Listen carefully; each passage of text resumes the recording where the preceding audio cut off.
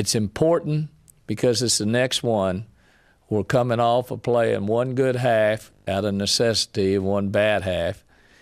It's also important that we cannot afford to lose to any teams that are not in the top 25 that are below us.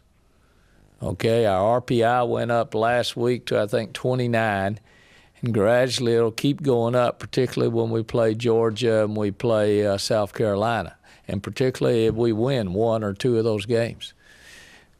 Our goal is to host the first and second round, but we're so far away from that, we can't even think about it. The halftime talk, the after-game talk, and taking time off for those 2 days for our kids could take inventory of theirself on what they need to do to become better basketball players, better teammates, and better team players. Are they part of the solution? Or are they part of the problem? And that's what we have to find out. And I tell you, we were all on the same page yesterday. Now, can we continue it and then put it on the court Sunday against a team that's trying to get into the top 25? If they beat Georgia and they beat us, they're in the top 25. We want to make sure that doesn't happen.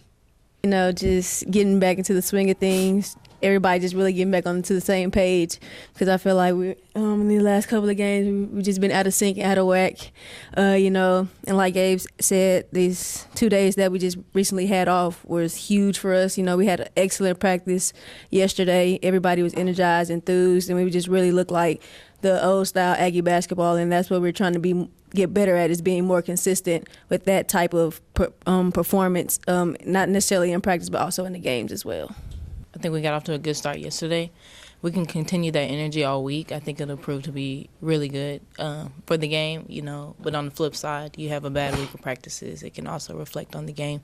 So I think being able to get rest and being able to come back and have some strong practices can be very beneficial for us. And we've been off to a good start so far this week. Athleticism and quickness, speed, you know, that's what got them their 3-1 record.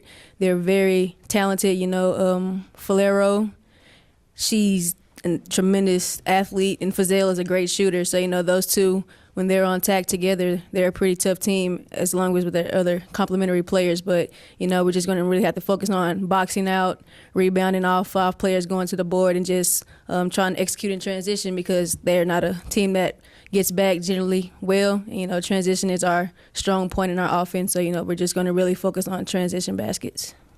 Sometimes I bet on the jockey, not the horse. The jockey's pretty good. Matt Enzell's from Rick Enzell's son. His other son's one of the top AAU coaches in the country, Tennessee Flight. The whole family's been nothing but basketball. That's all they know. He was with Kentucky for about 4 years as an assistant. I bet on the jockey. The jockey's pretty good. And now it's up to him to get his team better, recruit better, and the whole 9 yards. But along with them and Mississippi State, that state is thinking a little bit more than just football over there right now, because both of those programs are doing well, better than probably their men's programs are right now.